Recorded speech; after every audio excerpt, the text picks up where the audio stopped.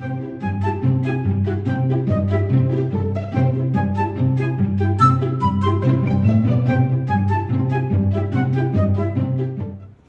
guys, I'm back again with another painting on brass video, and this one is about Lumiere paints again by Jacquard, which are a mica based paint that you usually use on fabric and things like that, on paper art, but they're good on metal. And I love to use them on metal stampings, especially the fancy ones that have a lot of detail on them. And so I'm going to show you today how that I mix color. I don't know if you can see this or not, but I'm going to show you all the different colors in this and how you achieve this look just using foam brushes and your fingers. So anyway, you're going to love it. I'm going to talk to you more about it in a minute. Please subscribe to the channel because you don't want to miss any of this good stuff. There's going to be lots and lots more. It's not just going to all be colorization. People have asked me for a long time, could you do a colorization series? Okay, I'm doing it. I think I'm getting out to the end of it. But anyway, we're going to be doing lots of other good stuff, and I can't wait to show you. So sign up so it'll notify you. You won't miss any. If you like the video, please leave me a like. If you have something to say that's kind and nice, leave me a comment. I love it when you do. All right, get on over here and let's paint some metal stampings with Lumiere paints by Jacquard. So I'm going to show you now how to apply the Lumiere paints onto a fancy brass stamping to get a good look. I did these two last night and I think they really came out nicely. And you could say, oh, well, how'd you get all this little part? You know, did you just paint that here and paint that? No, it's kind of like a color wash that you add in stages, kind of like I did with my chain in the last video. And this is actually, I think, even easier and a lot more fun. So I'm going to take one of these and get started on it. I'm going to do one like this, okay? This is the big wing stamping. And as you can see, I drilled out holes here and here. And that's because I intend to make something from this. So I need to be able to hang it because there are no holes in it already.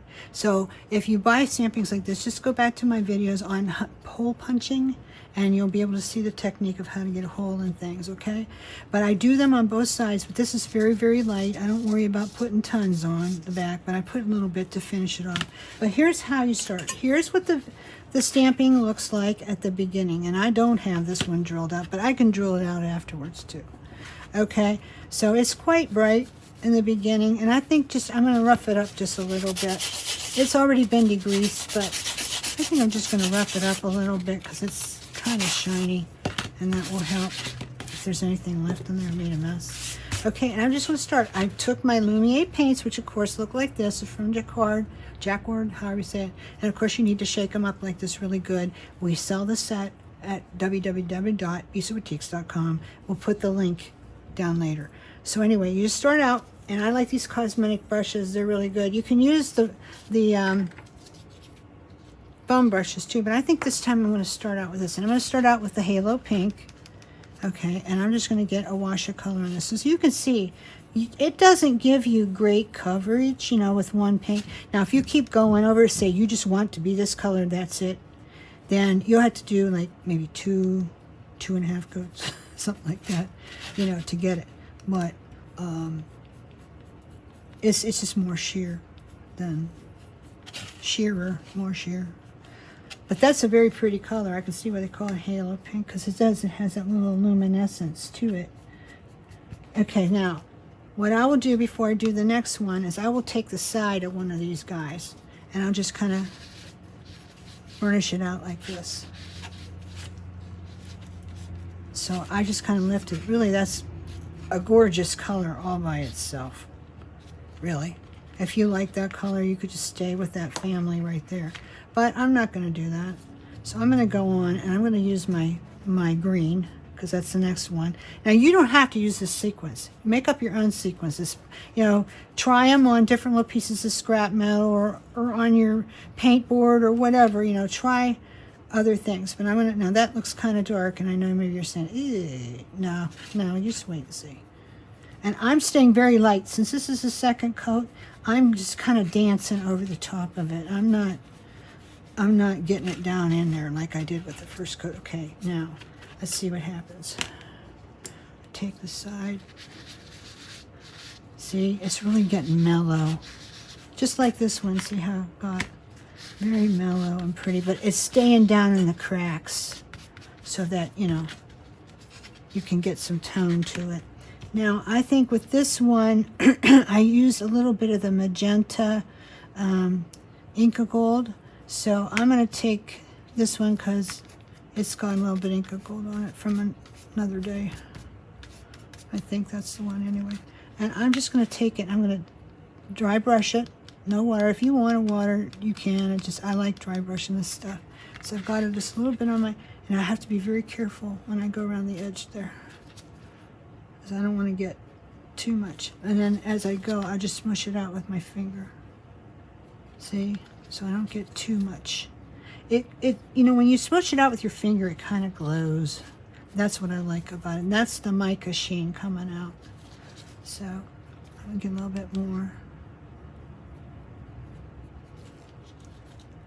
So you wouldn't want to leave it just like how you put it on there, because this stuff's kind of grainy. Like I explained to you before about Inca Gold, it's like Gilder's paste but non-toxic. That's the best way I can describe it to you. It has a little bit of that graininess that Gilder's had. Okay, so I'm going to just come down around in here like this and catch the tops. I'm just dancing the brush over the tops. And you can see it looks like you sat there and intricately painted it, but no. All you did was you just accented it lightly and pretty nice. Okay, so now I'll take the side of my and just kind of mellow it down, as I don't want it to be real bright.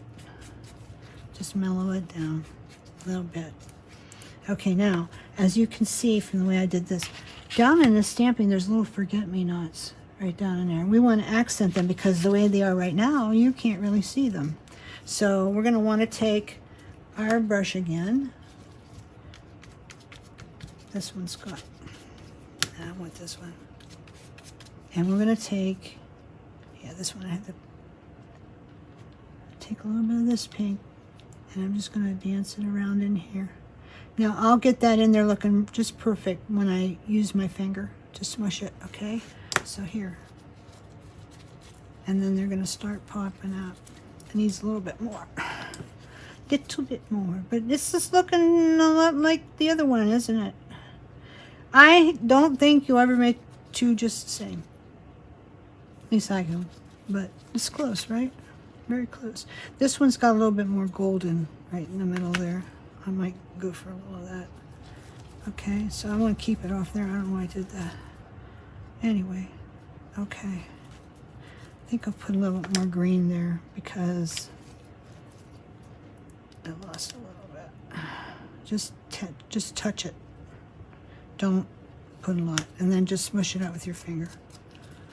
That's pretty much it, guys. That's pretty much it. You just keep going. If you don't like it, if it doesn't have quite enough color suit you, maybe I'll take a little bit of gold and put in here for a little bit of accent. You never can hurt putting a little gold on there. Just like on some of the raised places, you know, a little bit is good. A little bit over this. And it's pretty much done. Okay, so now I'm going to do the back. You always have to do the back. Somebody asked me last time, do you have to do the back? Well, you don't have to do anything, but it's nice to have a finished back. Okay, so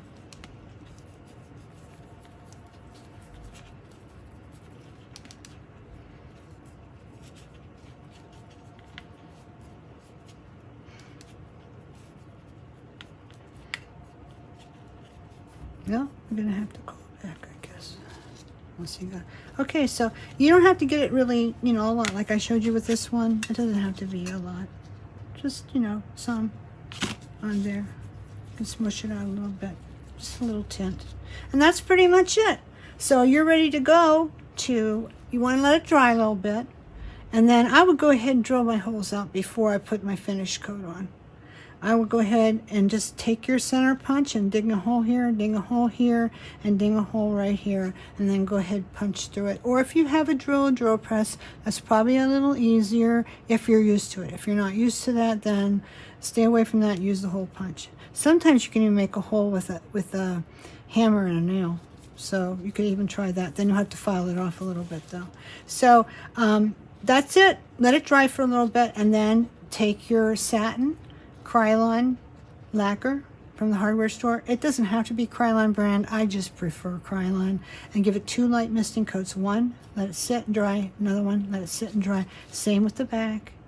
And then at the end, you might want to take your little block and go.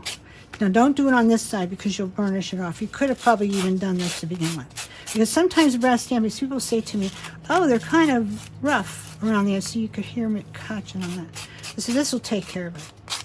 So to do this first is probably not a bad idea.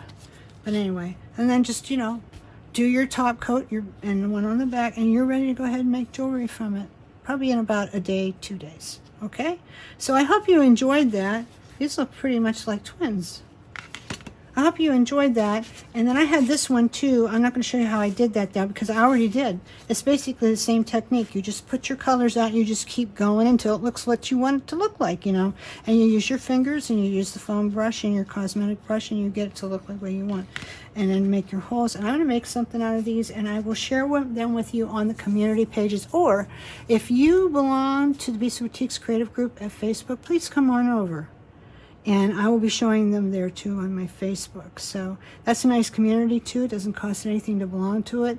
It's no drama, fuss-free, very supportive bunch of people. You can come and join for free anytime. Just come and check it out. If you don't like it, don't have to stay if you don't like it. You know, so I hope you'll try it. The link to that is below. Okay, so thank you very much for coming today. And don't forget to like and subscribe, and we'll catch you next time. Thanks for watching.